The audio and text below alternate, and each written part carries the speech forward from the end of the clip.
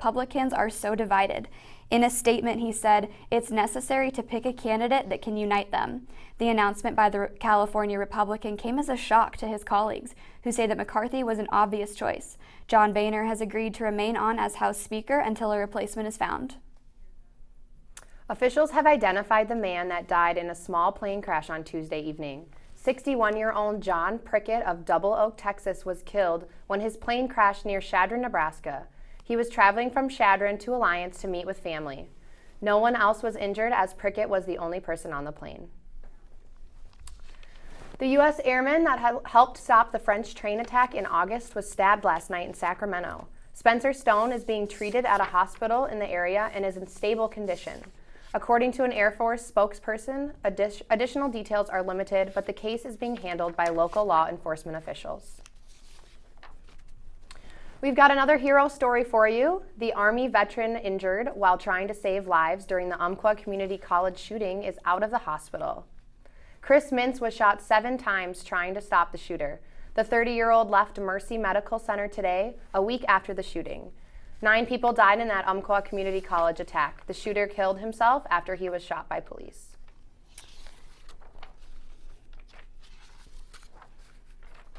To end our news on a little bit of a happier note, Randy Hope of North Platte won $1 million after matching 5 numbers on his Nebraska Powerball ticket on September 30th. Hope and his wife say they are planning on remodeling their home with some of their winnings, but beyond that, they have no plans for the money. I can think of a lot of things, Erica, that I would spend $1 million on. Yeah, I think I could too. So if they need some help, definitely just send that money over, right? Oh, yeah. All right, guys, we'll be right back with a story on a cool new addition to campus. Stick with us.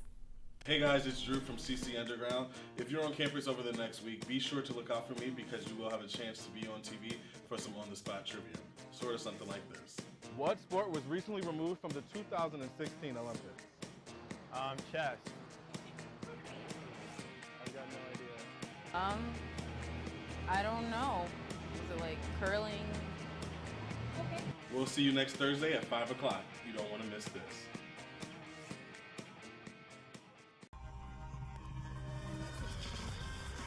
I always knew I was going to study fashion design in college, and I kind of got addicted to the energy. Just to be able to see all the hard work the students have put into it and how talented they are. The most innovative designers are students, and I get really excited knowing that kids are still into it. There's just no other industry like it.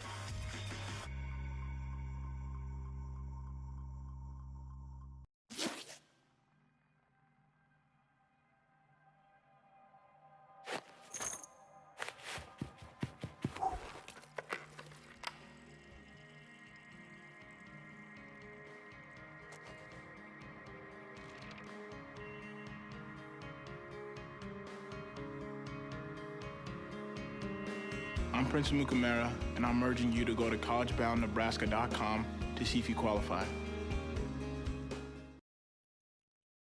Something new has popped up in the Lincoln skyline in the last few years. The Nebraska Innovation Campus is finally open for business. Joy Carey has the story for us. Innovation Campus is a researcher's playground. The idea? Create a place where businesses can partner with each other and students on new creative projects. We're really looking at a way to create a lot of unplanned collisions. So getting a lot of different people from very diverse backgrounds out here and experiencing the campus. Engel gets excited talking about Innovation Campus. It's part creative sandbox and part design collaboration. Businesses rent space here, and students come to work with the businesses through internships and classes. Meanwhile, the campus provides the workspace and cool tools. We also have just opened Innovation Studio in the building we're standing in on the lower floor. And that is a maker space that gives students and community members access to things like 3D printers, circuit board milling machines, equipment to do artwork with, so digital weaving looms, industrial sewing machines, and we combined all of that together for students just to come and create. We're in Nebraska's Innovation Studio, and I'm holding a violin that was 3D printed piece by piece in the printers behind me. The longest piece, this baseboard right here, took about 40 hours to print. The main man in charge at Innovation Campus is Dan Duncan. He says the campus will not affect tuition or fees, but students have to pay $15 a month if they want to use equipment like the 3D printer. Duncan says the goal is for students to use the equipment while working together with businesses. One example is how food science majors are working in the new industrial kitchens and partnering with ConAgra. The entire food science department has moved out here, including all of their classrooms. So anyone taking a food science class is coming here for their classwork. Innovation Campus tries to live up to its name. For one thing, it has a system that uses Lincoln wastewater to heat and cool the campus, and it has a robust recycling program. We've cut our carbon emissions from these buildings in half of what normal commercial buildings are. The idea for the campus started more than 10 years ago. The university broke ground 3 years ago, and this fall it opened to students.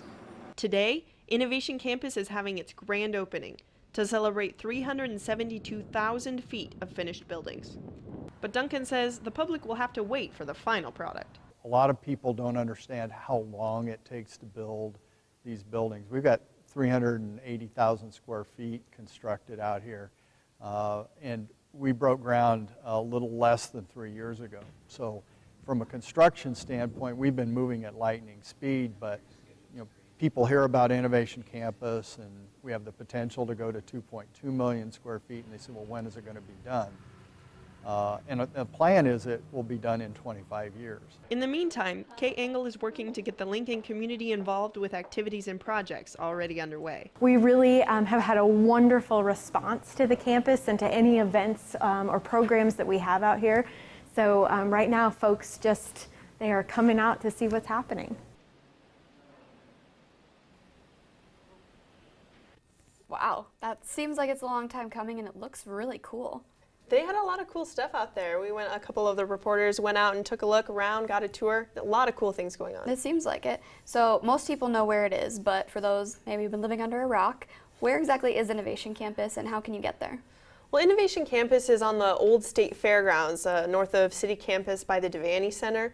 When the State Fair moved to Grand Island a few years ago, the university bought the land, and that's where it is. All right.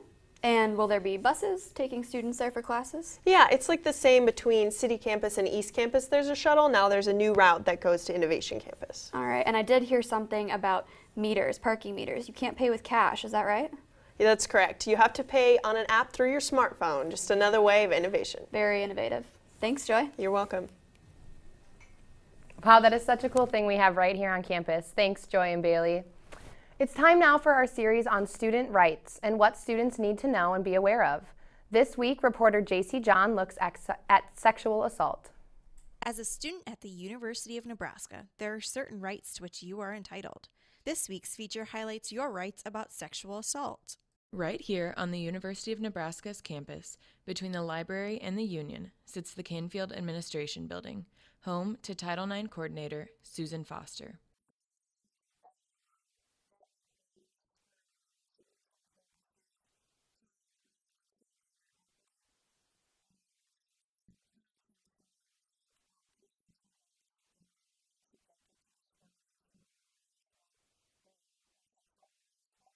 As of June of this year, at least 117 post-secondary institutions are under investigation by Title IX for sexual violence cases. Foster works to prohibit sex discrimination in education programs and activities at UNL.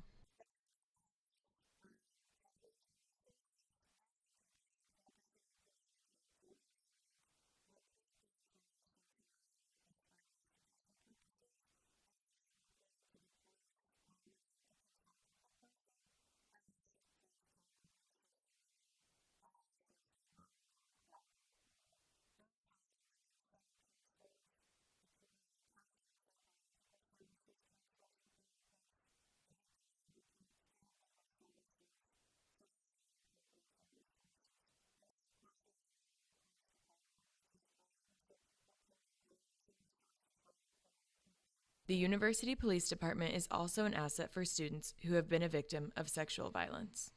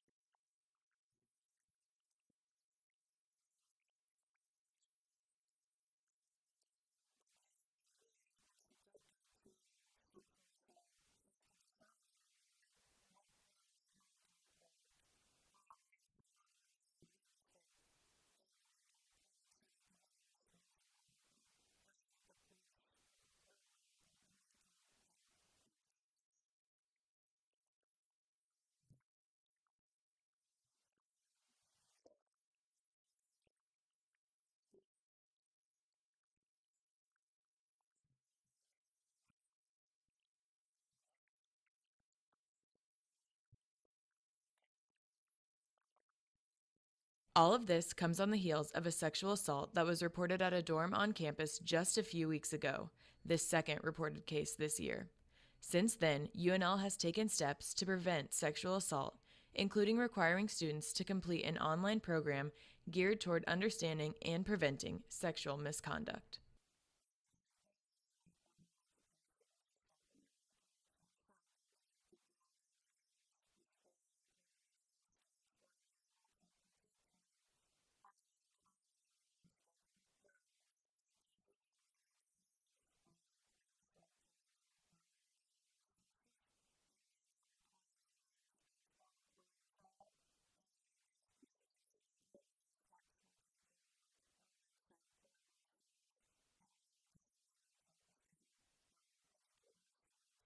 For Capital City Underground, I'm JC John reporting.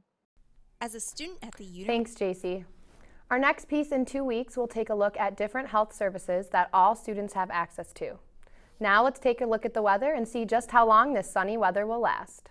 With the Capital City Underground Weather Team, Cody, Audra, and Jake update Lincoln with your latest weather information. From the storms to the studio, let's take a look at this week's forecast.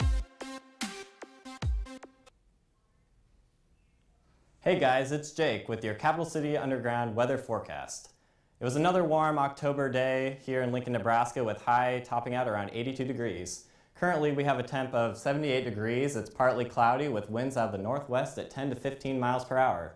If we take a look at our satellite image, we can see that there's some clouds moving in out of the north-northwest associated with a cold front that's moved through the area earlier this afternoon.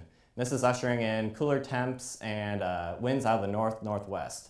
Additionally, there's some light showers associated with these storms. So if we look at tonight, there's a 30% chance of showers into the evening with a low at around 44 degrees, northwest winds at 10 to 15 miles per hour. We're not expecting much out of accumulation with these rain showers, but there's still that lingering chance.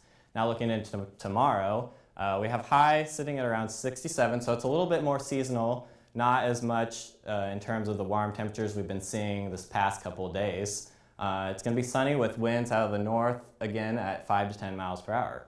But for our game day forecast, we can see that for your kickoff, the temp will be sitting at around 79 degrees, so it'll be another pleasant day. But for those of you heading out early for tailgating, the temps will still be more around 54 degrees, so you may want to grab a sweatshirt or something for that. But throughout the rest of the day, temps will begin to increase, so it's 70 at 12, and then high topping at around 80, 81 degrees. So then looking into the rest of the week, we can see that on our Sunday, high will top up at around 88 degrees, and this would be nearing our record temp, which is sitting at around 89. But for the rest of the week, temps will be sitting around the mid-70s and lows in the lower 50s. So now we'll send it to Cody with a quick look at how weather impacts crime rates here in Lincoln, Nebraska. Crime has been a part of human history forever. However, it wasn't until the 1990s that scientists started to associate crime rates with weather. Here's what I mean. Some studies have shown over the years that there has been a direct correlation between a high temperature and the crime rates for that day, including violent crime. Even right here in Nebraska, we actually can see this trend. If we look at a graph of the 2010 through 2014 sexual assault cases reported, we can see that as you head into the summer months, there actually is an increase in sexual assaults reported. Now, if we overlay the temperatures for the summer months as well as the entire year, on this graph you can see the increase in temperature fits quite well with this graph. So it can be argued that there actually is a correlation between sexual assaults and other violent crimes, as well as the daily high temperature for the day throughout the year. So as we start heading towards the winter months, we can see that this should tend to reduce crime rates for the year. For Capital City Underground, I'm Cody Carlin. Thanks, Cody. Now back to you ladies at the desk. Thanks, Jake and Cody. I can tell you one group that's truly loving the warmer weather, UNL's Ultimate Frisbee team. We sent our own reporter, Jay Tan, out to meet the team, and I hear he was pretty good at it when he used to play. Ultimate Frisbee is a sport growing in popularity played by many people across the United States. Today we speak to the Cuddle Raptors, UNL's women's Ultimate Frisbee team. And so Ultimate is kind of a growing sport in the community, and it's something that a bunch of us do. There's about 20 girls on our team probably right now. We practice twice a week, and we travel to tournaments that are all over kind of the Midwest and everything like that. And so just kind of do a lot of bonding stuff and play some Ultimate, and it's a fun sport to be a part of. This year, the team is going through some major revamps as members come and go. I'm excited to see us grow. We lost a lot of good players last year, but we also have a lot of players here again and coming in as rookies. And I'm really excited to see the love of Ultimate grow and just the friendships that we'll have this year. I'm excited about all of that. The team had recently participated in a tournament with new members, but that didn't affect their performance. We had our first tournament and we weren't really sure how it was going to go or anything like that. We had a lot of new girls that were just learning, and I was amazed at they were laying out and diving for the disc and just really being really prominent on the field, and they were taking over on the field, and it was really just exciting to be able to see them doing that. Some people might not consider throwing a plastic disc around a sport. However, on August 2nd, Ultimate Frisbee was officially recognized by the International Olympic Committee. The Caddo Raptors' upbringing is largely owed to their coach, Emily Langland, who formed the team in 2010. I'm excited. They pick up on things really quickly. The team has now had an established foundation and an established culture. So it's not so much that we're taking a lot of time to make sure that people are showing up for numbers or being good teammates. So we can really focus on just growing athletically and growing to be better at this sport. Reporting for Capital City Underground, I'm Jay Tan.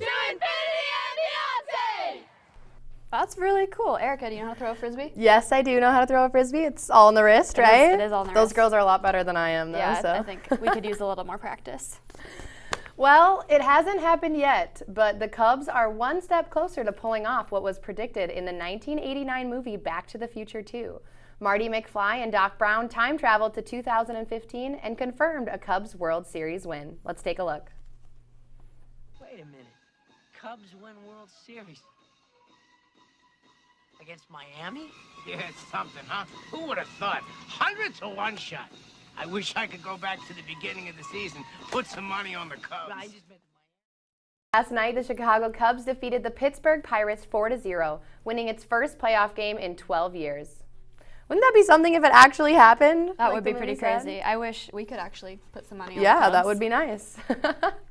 Today, Capital City Underground's John Hansen is checking out a new art feature on campus.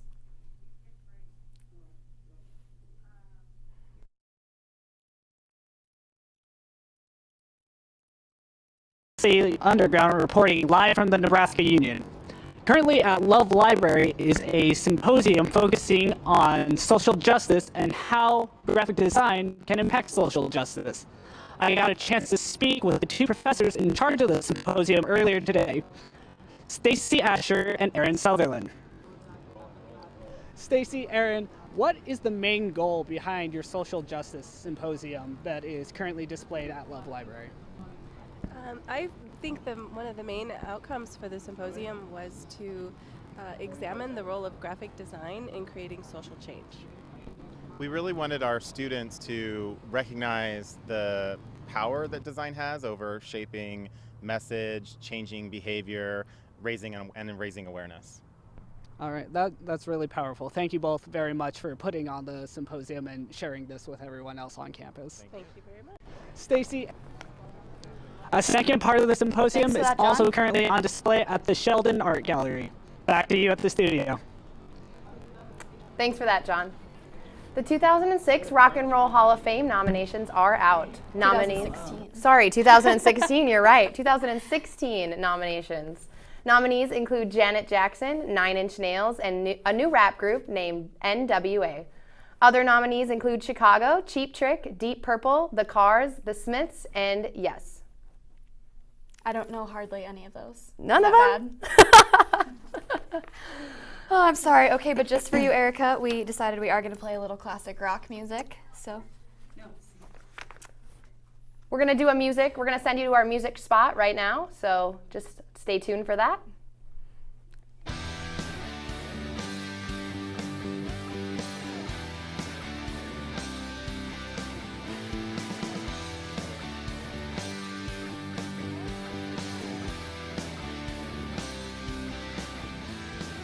Music is accessible everywhere nowadays. It's all over the internet, it's on your PlayStation, your Xbox, and even your own TV now, which makes it very hard for people to realize what they have here, right here at home in Lincoln. We have a community that's thriving with live local music, and here at Capital City Underground, we have a sneak peek for you of what's available. When people see local artists like really just not only doing their thing but just getting excited about what they're doing, then it's like, oh, okay, it makes other people in the local community just really excited and want to, get in on what they're doing. It's been a while since I stopped to think about where I am and what I've done. And I know that I've got a few more years in this sleepless city that wants me to stay. Any live music, including local music, it's just cool when you can go to a show and really connect with all the people that are there, as well as the band, on a level that you wouldn't usually connect with people. It's kind of almost a spiritual thing, in that you're all there for one thing and enjoying it, and it's all a part of one big experience.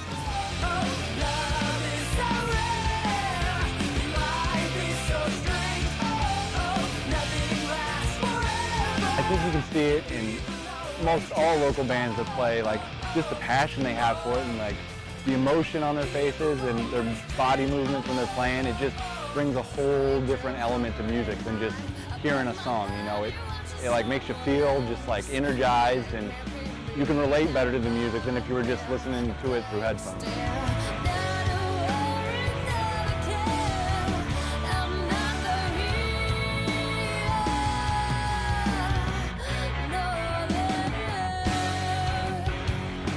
That's Capital City Underground's sneak peek of what Lincoln has to offer as far as live local music goes. This upcoming Saturday, you can catch Freakabout at Duffy's Tavern at 9 p.m. And on October 31st, Black Lighthouse and Eyes for Hire will be teaming up to put on a Ghoul-tastic Halloween show. And next weekend, your boy KT is releasing his next mixtape.